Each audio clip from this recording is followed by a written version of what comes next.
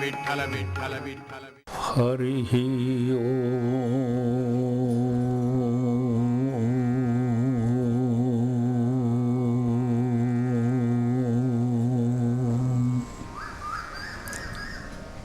ब्रह्मानंदं परमसुखदं केवलं ज्ञानमूर्तिं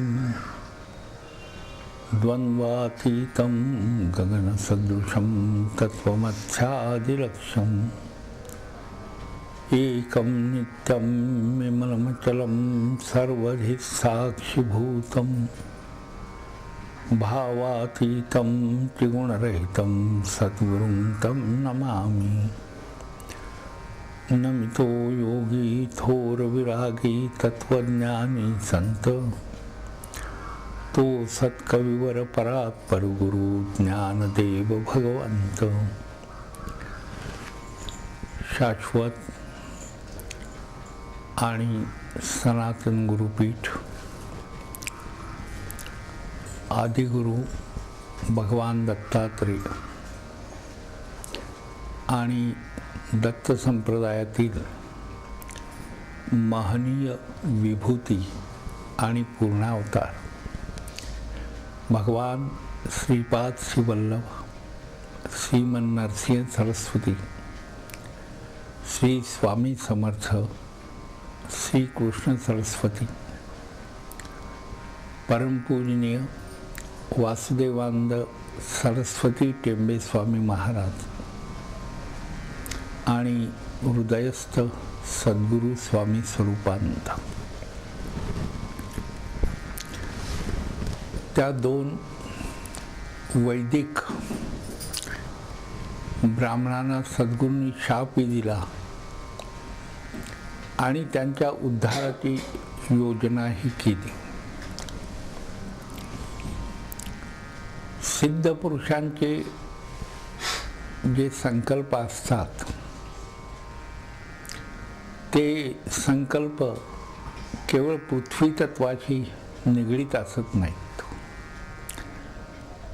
तर चराचरामध्ये असलेली जी अविद्या दूर करणारी अशा प्रकारची जी तत्व असतात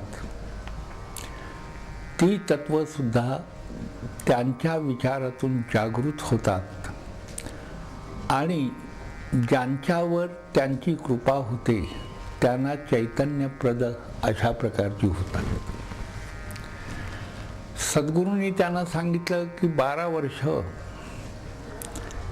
आपण प्रथम वाक्य जे आहे शुक्लनारायण ते म्हणत राहा आणि दुसरं वाक्य 12 वर्षांनंतर तुम्हाला कोणतरी फिरत फिरत येऊन ज्ञानी मनुष्य सांगेल आणि मग आपला उद्धार होईल। हे जेव्हा सद्गुरूंनी सांगितलं आणि आपण जेव्हा गुरुचरित्रामध्ये वाचतो तेव्हा त्याचा नीट अर्थ काय हे कळवून घ्यायचा जर असेल तर त्यासाठी म्हणून अंतर्मुखतेतून आपण सद्गुरूंचीच प्रार्थना करायला पाहिजे, करुणा भाकायला हवी। याचं कारण असं आहे की यांनी प्रथम वाक्य 12 वर्ष म्हटल्यानंतर 12 वर्षांनी तिथं दुसऱ्या कोणत्या तरी अधिकारी पुरुषाची योजना केली जाते। ही गुरुतत्वाची महती आहे। त्यांना प्रत्यक्ष कार्य करायची आवश्यकताच असत नाही।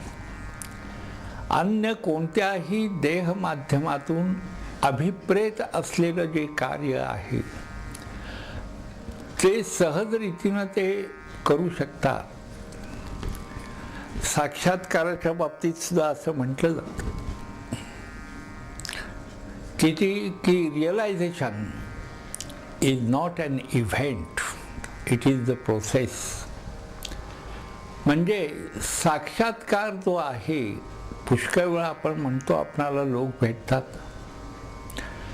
ते म्हणतात की परमेश्वराचं मला दर्शन झालं, मला साक्षात्कार झाला। खरं म्हटल्यावर साक्षात्कार झाला ही गोष्ट तोंडानं सांगायचं कारण असत नाही। साक्षात्कारी मनुष्य जर असेल तर त्याच्या ठिकाणी सद्गुणांची जी मांदी आडी असते आणि त्याच्या अंतरंगामध्ये ते प्रकर्षानं जे कार्यरत असतात ते त्याच्या देहावरही उमटतात. त्याच्या हालचाली, त्याचं बोलणं, त्याचा चेहरा, त्याचे डोळे, त्याचं वागणं, त्याचा आवाज आणि त्याचं एकंदर अनुवर्तन वैयक्तिक आणि सामाजिक या सगळ्यामध्ये त्याच्या साक्षात्काराचे जे पडसाद असतात ते उमटलेले असतात. तेव्हा ती प्रोसेस आहे, जडणघडण आहे. आणि एकदा साक्षात्कार झाला की आपला आणि बाकीच्या दैवी शक्तीचा काहीही संबंध नाही असं म्हणणं गैर आहे. शेवटपर्यंत गुरुदेव रानडे असं म्हणत असत की विद्यार्थी हा तात्कालिक काही अभ्यासक्रम त्याचा स्वीकार करतो, कॉलेजमध्ये जातो, काही वर्ष झाल्यानंतर परीक्षा पास झाल्यानंतर म्हणतो माझी जी डिग्री मला आवश्यक होती ती झालेली आहे. पण परमेश्वराची डिग्री जी आहे किंवा परमेश्वराचं जे विद्यापीठ आहे या विद्यापीठामध्ये जर आपणाला मान्यता मिळवायची असेल तर त्यासाठी म्हणून गुरुदेव रानडेंनी असा विचार मांडलेला आहे, in God's university one has to be a life long student. म्हणजे परमेश्वराच्या विद्यापीठामध्ये कायम विद्यार्थी म्हणून राहायला हवं.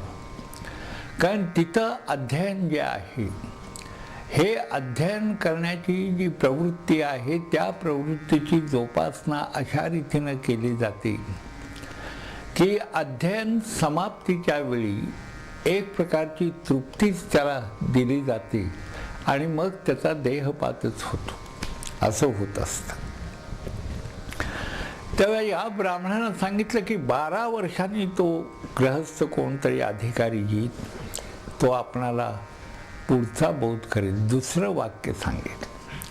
म्हणजे प्रथम वाक्य म्हणता असा याचा अर्थ काय तर पहिलं वाक्य जे आहे त्या वाक्यातनं होणाऱ्या ज्या धारणा आहेत त्या धारणेतनं तुम्ही जे कुकर्म केलेलं आहे त्या कुकर्माचा क्षय होईल.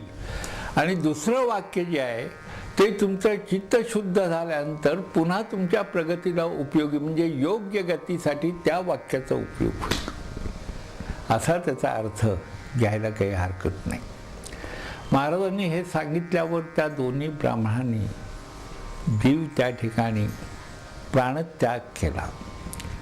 आता जीव गेला त्यांचा असं म्हणतो, पण अध्यात्माच्या परिभाषेत काय आहे की प्राणतत्वाचं जे स्पंदन आहे ते स्पंदन आपोआपच देहाच्या बाहेर देहात होईना स्पंदन आणि प्राणत्याग त्यांनी केलेला आहे. हा प्राणत्याग केल्यानंतर गाणगापुरातलं एकंदर जी परिस्थिती आहे त्या सर्व परिस्थितीनं केवळ व्यक्तींनी किंबहुना प्राणीमात्रांनी नव्हे किंवा वृक्षांनी दगडांनी अनेक नव्हे सगळ्याच परिस्थितींनी सद्गुरूंचं जे सच्चैतन्य रूप चिदानंद रूप जे आहे ते अनुभवलं. त्या रूपाची तृप्ती त्यावेळा जी गाणगापुरामध्ये लोकांनी अनुभवलेली आहे ती आत्तासुद्धा जर आपण भावहृदय आपण घेऊन जर गाणगापूरच्या परिसरात गेलो तर अनुभवायला मिळत असते. ते झाल्यावर गंमत अशी झाली, हा जो सर्वसामान्य मनुष्य होता मुळी विकून लाकडं विकून आपलं चरितार्थ जो चालवत होता त्याला ज्ञान झालेलं आहे. आणि ज्ञान कसलं झालं तर तो म्हणला काय की काही नाही, माझी अवस्था जी आहे ही वेगळीच आहे. मी चुकून असं काहीतरी कर्म करायला लागलो की जे कर्म मला लायक नाही. आणि त्याला असं वाटायला लागलं की आता आपण या अवस्थेपासून वंचित होऊ नये. म्हणून त्यांनी सद्गुरुनाथ महाराजांना प्रार्थना केली. ती प्रार्थना अशी केली की हे सद्गुरू, आपल्या कृपेनं ही ब्रह्मविद्या हे ब्रह्मज्ञान हा वेदांचा अधिकार, वेदवाङ्मय जे आहे त्या वाङ्मयाची यथार्थ जाणीव, चिदानंद रूपाची जाणीव आणि चराचर चैतन्य जे आहे त्या चैतन्याचा पूर्णतः कसा आविष्कार होतो हे सगळं माझ्या आता लक्षात आलेलं आहे. तर मला आता आपण अशाच अवस्थेमध्ये ठेवा अशी त्यांनी विनंती केली. ती विनंती सद्गुरूंना केल्यावर सद्गुरू मानणार यात काय संशयच नाही, पण गुरुचरित्रामध्ये तशी घटना दिलेली नाही. त्यांनी असं सांगितलं की बाबा रे, काही नाही, पुन्हा तू जसा पहिला होतास तसंच तुला व्हायला पाहिजे. आणि का व्हायला पाहिजे? तो काय माझा राग म्हणून तुला तसं व्हायला पाहिजे असं नाही.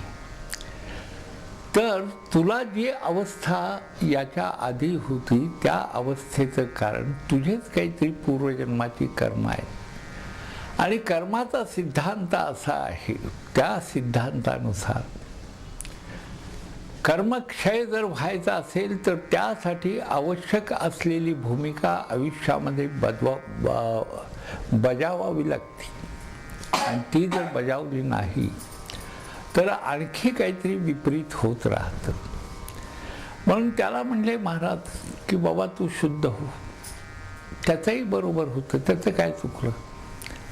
समजा एखाद्याला अचानक आपण पाहिलेल्या 18व्या अध्यायामध्ये पाहिलं की त्या विप्राला द्रव्याचा हंडा सापडला. 9व्या अध्यायामध्ये पाहिलं की वल्लभेशाला श्रीपादश्री वल्लभांनी पुनर्जन्म दिलेला आहे, पुन्हा त्याला जिवंत केला. या मोळी विक्याचं सुद्धा सद्गुरूंच्यावर अतिप्रेम बसलेलं आहे. आणि प्रत्येक अध्यायामध्ये, गुरुचरित्रातला प्रत्येक अध्याय आहे ना, त्या अध्यायामध्ये सुंदर अशा प्रकारचं आश्वासन आहे. मी नुसतं आश्वासन म्हणत नाही तर सुंदर आश्वासन म्हणतो. सुंदर आश्वासन म्हणजे कोणतं? आश्वासन आहे हे मान्य आहे, पण आधी आपल्याला लायक व्हावं लागतं आणि मग मिळतं असं सांगितलेलं आहे. त्याच्यात फुकट मिळत नाही. ज्याला सद्गुरूंची कृपा, त्यात असं वर्णनही आहे 18व्या अध्यायामध्ये, असं वर्णन आहे, ज्यासी होय श्री गुरु कृपा त्यासी कैसे दैन्य तापा, कल्पवृक्षाते आश्रय करता दैन्य कैसे त्या घरी. अरे सद्गुरू कसे आहेत तर कल्पवृक्ष आहेत, पण त्यांच्या कृपेसाठी म्हणून काय आहे, ती कृपा आपणाला प्राप्त व्हावी म्हणून काहीतरी घडावं लागतं की नाही आयुष्यात. जडणघडण काहीतरी व्हायला पाहिजे का नको? घर बांधायचं म्हणजे त्या इमारतीसाठी विटा पाहिजे, सिमेंट पाहिजे, काहीतरी योजना पाहिजे. तसं सद्गुरूंचं हे जे अनुसंधान आहे, हे अनुसंधान बळकट करण्याची प्रक्रिया आयुष्यामध्ये घडावी लागते, साधना व्हावी लागते. त्याशिवाय कशी मिळणार? पुष्कळ आपणाला असं उदाहरणं आहेत, आपल्या धर्मवाङ्मयामध्ये आहेत, संतांच्या चरित्रामध्ये आहेत, सिद्धांच्या चरित्रामध्ये आहेत. आणि भावजगतातली उदाहरणंही पुष्कळ आहेत की बाबा पुष्कळांना लहानपणीच कृपाप्रसाद झाला, पण त्यांचं ते लहानपण आपण बघत असतो या देहाचं, पण बाकीच्या देहातलं प्रौढपण जे त्यांनी केलेलं असतं त्याची अनुभूती आपणाला असत नाही. म्हणून आपण असं म्हणतो की लहानपणीच याच्या ठिकाणी अशा प्रकारची हुशारी आहे. त्याच्या आधीचे जन्म जे आहेत त्या जन्मांची जी जाणीव आहे, या जाणीवेला आपण वंचित असतो, कारण आपला तो अधिकार नसतो. सिद्ध पुरुषांना जन्मोजन्मीचं कळत असतं. तर महाराजांनी त्याच्यावर कृपा केलेली आहे, या 2 ब्राह्मणांच्यावर कृपा केली. तसं या मोळी विक्यावर सुद्धा त्यांची कृपा नाही असं नाही, पण या जगतातला व्यवहार सुद्धा पूर्णतः संतुलित करायचा, त्या व्यवहाराला छेद द्यायचा नाही. आणि या जगतातला व्यवहार जो आहे तो निज व्यवहाराशी जोडण्यासाठी म्हणून काहीतरी अशी योजना करायची की ज्या योजनेच्या माध्यमातनं त्याच्या ठिकाणी ही ज्ञानप्रकाश त्याला मिळेल आणि त्याचा उद्धार होईल. महाराजांनी त्याला सांगितलं, बाबा रे, तुझी जी मूळ अवस्था आहे, म्हणजे जसा तू लाकूड विक्या होतास, तुझा प्रपंच आहे, तुझी पत्नी आहे, तुला मुलं बाळं आहेत, कारण का एक नशीब बदलून चालत नाही. अनुषंगिक, ज्याला आपण म्हणतो असोसिएशन, त्यांच्याशी संबंधित असणाऱ्यांची कर्मसुद्धा, त्या कर्माचा धनीसुद्धा हा झालेलाच असतो. वाल्या कोळ्याचं उदाहरण आहे. त्याच्यामध्ये वाल्या जेव्हा घरी गेल्या तेव्हा तिने आपल्या बायका पोरांना सगळ्यांना विचारलं की तुम्ही माझ्या पापामध्ये किंवा कर्मामध्ये भागीदार व्हाल का? ते म्हणजे आम्ही नाही भागीदार. आम्ही भागीदार फक्त कशात होणार, तर तू जी मिळकत आणतोस, आमचे देह जे आहेत त्या देहांची धारणा ज्या माध्यमातनं होते ते माध्यम आम्हाला प्रिय आहे, म्हणून त्याला अध्यात्म क्षेत्रामध्ये प्रेयस असं म्हणलेलं आहे.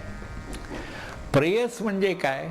देह बुद्धी जी आहे त्या बुद्धीचा शम होण्यासाठी जे उपयोगी पडतं ते प्रेयस. आणि दुसरा भाग कोणता, तर श्रेयस. श्रेयस म्हणजे काय, तर जिथं आत्मानात्म विचार होतो आणि ज्यांनी आत्मकल्याण होतं ते श्रेयस. तेव्हा याला असं वाटायला लागलं की एकदम जणू काही त्याला किल्ल्यात सापडल्या, ठेवा सापडला, मोठा ठेवा आहे हा. जन्मोजन्मीचं कल्याण होणारा असा हा ठेवा सापडल्यावर महाराजांना त्यांनी विनंती केली, आपणाला सांगतो, सृष्टी गर्भ इतका मोठा आहे की त्याच्यामध्ये काहीही तुम्ही ढकलून दिलं तर तो सामावून घेत असतो. निसर्ग किंवा आकाश तत्व हे कायम गर्भधारणा त्याची झालेली असते आणि त्या गर्भामध्ये सगळं काही सामावून घेत असतो. तसं याचा संकल्पही त्यात सामावला गेला असणं शक्य आहे.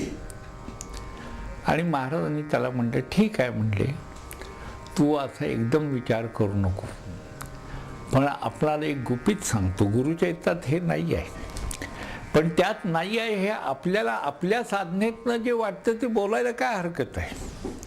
साधनेतनं, आपल्या गुरुप्रेमातनं जे आपल्याला वाटतं ते प्रगट करायला काहीच हरकत नाही. त्याला जरी महाराज म्हणले त्या अवस्थेत तू जा, तरी सुद्धा ते अकारण कृपा सिंधू असं त्यांचं एक ब्रीद आहे. त्यांच्या गुणांचं आपण जे वर्णन करत असतो त्याच्यामध्ये ते कसे आहेत, तर त्यांची कृपा व्हायला काही कारण लागत नाही. आता हे कारण आपणाला या ब्राह्मणांच्या निमित्ताने जरी दिसलं तरी त्यालाच का बोलवावं, दुसऱ्या कुणाला का बोलावलं नाही. अकारण कृपा सिंधू, कृपा सागरच ते आहे. तेव्हा सद्गुरुनाथ महाराजांनी त्याला जरी ते सांगितलं तरी सुद्धा त्याचं कल्याण झालेलं आहे असं आपणाला म्हणायला काही हरकत नाही. कारण अहो, त्याच देहातनं, फक्त देहाची जी आतली मनोमय कोश आहे ते कोश बदलत तो आला पुढं. जे 6 रेषा ज्या ओलांडल्या त्यांनी, त्या 6 रेषामध्ये तो कोश जो आहे तो प्रगल्भ होत गेला आणि ती प्रगल्भता वाढता वाढता वाढता जेव्हा परब्रह्माची त्याचे झगड झाली किंवा त्याला जेव्हा मिळाला तेव्हा त्या प्रगल्भतेतनं त्याला विद्याप्राप्ती झालेली आहे त्या देहामध्ये, तेव्हा ती नष्ट होईल असं नाही आहे. त्याचं कार्यकारण भाव आपल्याला जरी लावता आला नाही तरी सुद्धा एक गोष्ट आपण निश्चितपणे म्हणू शकतो की त्याच्यावर सुद्धा सद्गुरुनाथ महाराजांची कृपा आहे. मी तर असं म्हणतो की नरसिंहवाडीच्या परिसरात जी कुत्री आहेत ना, ती कुत्री किती भाग्यवान आहेत सांगा. त्या कुत्र्यांच्यावर सुद्धा महाराजांची कृपा आहे. त्या परिसरात असणारी किंवा गाणगापूरच्या परिसरात असणारे जे प्राणी आहेत त्या सर्वांच्यावर त्यांची अगाध कृपा असल्याशिवाय ते तिथं राहणार नाही. गाणगापूरला एकदा आम्ही गेलो होतो. एकदा का बऱ्याच वेळा सद्गुरूंच्या कृपेनं जाणं होतं, पण गेल्यानंतर त्या भस्माच्या डोंगरावर जर पाहिलं, तिथं अनेक भिक्षुक बसलेले असतात आणि त्यांची दैहिक अवस्था जर आपण बघितली तर रणरणत्या उन्हात बसतात, पडत्या पावसात बसलेले असतात, वारा वादळ होतं तशा अवस्थेत बसतात. तर माझ्याबरोबर एक मित्र होते माझे, ते म्हणले, सर हे बघा की लोक कसे, यांनी काहीतरी उद्योगधंदा करायला काय हरकत आहे. मी म्हणलं, त्यांचा उद्योगधंदा आपणाला दिसत नाही. आपला उद्योगधंदा आहे ना, तो उद्योगधंदा जगातला चालू आहे. त्यामुळं आपण उद्योग केला की काहीतरी आलं की आपणाला मिळालं असं वाटतं. त्यांचाही उद्योगधंदा आहे. जे सूक्ष्म तत्व सर्वव्यापी तत्व आहे, त्या तत्वाच्या आश्रयाला आलेले हे जीव आहेत आणि यांच्यावरही महाराजांचं कृपामय अशा प्रकारचं पांघरून निश्चित आहे. म्हणून गाणगापुरात प्रवेश करताना, वाडीत प्रवेश करताना आपण आधी त्या ठिकाणची जी माती आहे ती मातीसुद्धा आपल्या माथ्याला लावून घ्यायला काय हरकत आहे, जर भाव असेल सद्गुरूंच्याबद्दल. तर सद्गुरूंनी त्या मोळी विख्याला जेव्हा सांगितलं तेव्हा तो म्हणला, मी नाही जाणार. एखादं लहान मूल म्हणतं की नाही, मी नाही, वडिलांना म्हणतं की मी आता असं नाही करणार, तसं महाराज हे जगतपिता आहेत. तेव्हा त्यांनी प्रार्थना केली, मला नका ढकलू म्हटलं पुन्हा. पण सद्गुरू हे जसे कृपामय आहेत, तसेच त्यांना अनुशासन, त्यांचंच अनुशासन त्यांना चालवावं लागतं ना. आणि म्हणून त्यांनी काय केलं, ठीक आहे म्हणजे पुष्कळ वेळा कळवळ्याने तो बोलला. तेव्हा त्याचे शिष्य होते बरेचसे, त्या शिष्यानं तो काय म्हटला, इतक्यात त्याची बायको सांगायचा मुद्दा राहिला. त्याची पत्नी, मुलं त्या ठिकाणी आली आणि त्याची जी पत्नी आहे तिनं महाराजांना विनंती केली की माझ्या पतीची आता अशी अवस्था झाली, मला कोण सांभाळणार. अशी विनंती केल्यावर, ती विनंती करायची आवश्यकताच नव्हती खरं म्हटल्यावर, पण तिला भय वाटलं. नवरा जर फार देवदेव करायला लागला तर दुसरी जी पार्टी असते तिला भीती वाटते. ते स्वाभाविक आहे. कुठंतरी इम्बॅलन्स झाला तर करणार काय, संसारात विक्षिप्तता निर्माण होईल. तशी त्या बाईलाही भीती वाटली. अहो, मनुष्य स्वभाव आहे. या ठिकाणी माणसाचे स्वभाव धर्म सतत कार्यरत होतच असतात. म्हणून तिनं सद्गुरूंना विनंती केली. तेव्हा सद्गुरूंनी आणखी काहीतरी प्रगट करण्यासाठी म्हणून आणि जगत प्रबोधनासाठी म्हणून एक सुंदर अशा प्रकारची लीला केलेली आहे. आणि ती लीला जर कोणती असेल तर त्यांनी आपल्या शिष्याला बोलवले का आणि म्हटले, अरे असं कर की त्याच्या अंगावर जे भस्म आहे की नाही, ते भस्म सगळं धुवून टाक. असं का सांगितलं तर आपण विचार करा, कथा अशी आहे की त्याचं वेद प्रवणता त्याच्या ठिकाणी प्रगट करण्यासाठी सद्गुरुनाथ महाराजांनी अभिमंत्रित करून भस्म दिलेलं होतं.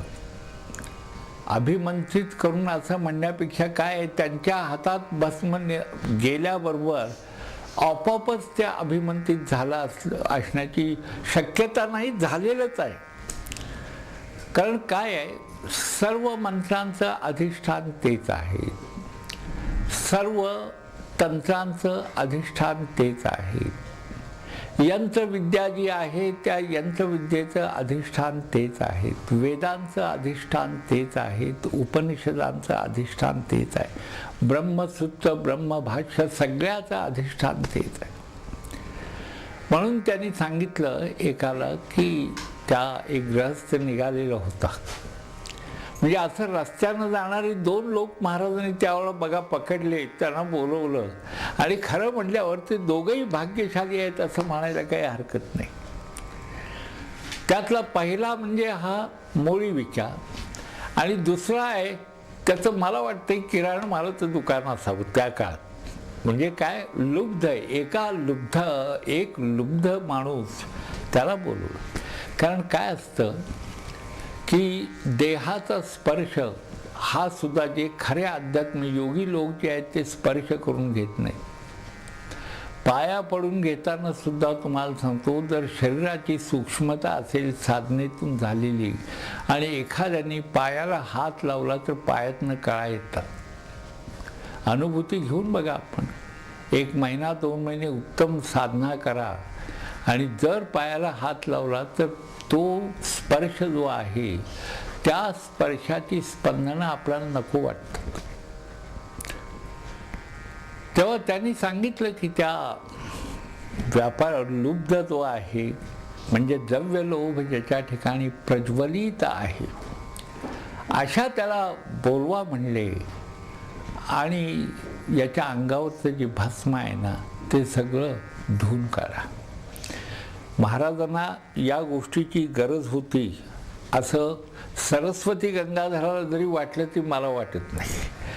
म्हणजे मी काय त्याच्यापेक्षा मोठा आहे असं नाही, पण महाराजांचा प्रेमिक आहे, प्रेम आहे त्यांचं. सरस्वती गंगाधराला वाटलं असेल की त्यांनी काय म्हणजे ती लीला त्यांनी सुद्धा गुरुचरित्र लिहिताना असं काही फार मोठ्या प्रेमानंच लिहिलेलं आहे, महाराजांच्या इच्छेनंच ते झालेलं आहे. पण प्रेम हे कोणाला कसं जाणवेल आणि कोणाच्या माध्यमातून कसं प्रगट होईल ते सांगता येत नाही. पण मला असं वाटतं की महाराजांनी ती केवळ लोकांच्यासाठी केलेली लीला आहे आणि त्या लीलेतून पुढं काय निष्पन्न झालं हे आपण पुढच्या प्रवचनामध्ये पाहत आहे. सद्गुरुनाथ महाराज की जय. श्री गुरुदेव दत्त.